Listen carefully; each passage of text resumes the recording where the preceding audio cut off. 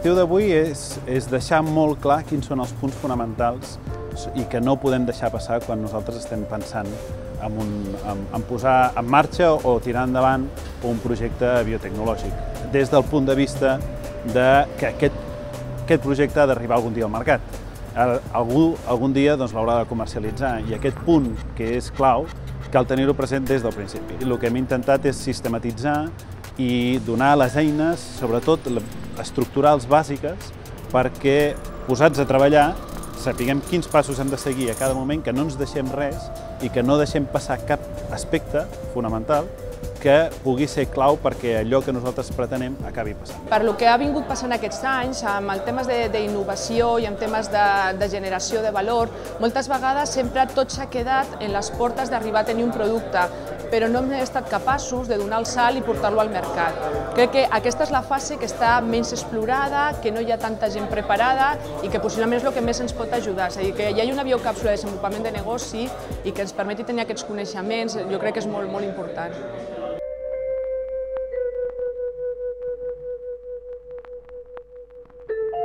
El que volem i el que se n'anirà l'alumne serà bàsicament entenent, primer de tot, què és el desenvolupament de negoci. De fet, quan l'alumne arriba aquí es troba en un paper de benvinguda i en aquest paper el primer que li preguntem és què entens per desenvolupament de negoci.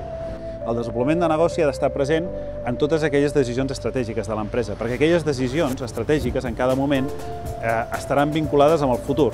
I sempre que parlem de desenvolupament de negoci parlem de visió de futur portada, d'alguna manera, el valor de futur portat avui.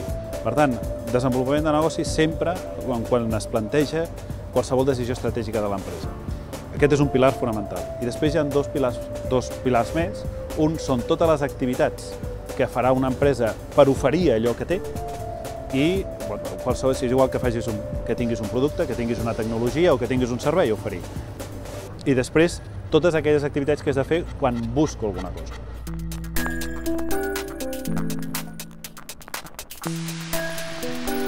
El procés de desenvolupament de negoci té una sèrie de fases i intentem sistematitzar al màxim perquè en cada un d'aquests tres projectes aquestes fases quedin ben clares.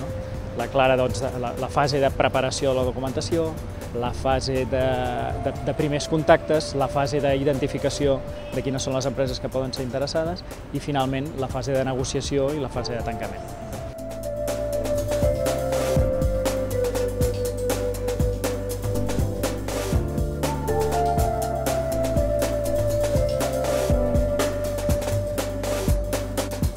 M'ha quedat clar que el desenvolupament de negoci és un concepte molt abstracte i que en diferents situacions i en diferents tipus d'empresa pot voler dir diferents coses. I per mi, les plataformes tecnològiques, que són com petites empreses de serveis que gestionem des del parc, el desenvolupament de negoci és una cosa, però després pensant en les empreses de la bioincubadora del parc, el tipus de desenvolupament de negoci que jo puc fer per elles és diferent.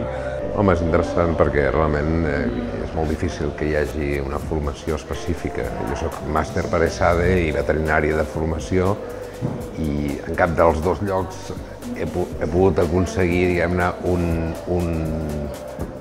una aproximació tan realista a el que jo em trobo en el mercat cada dia.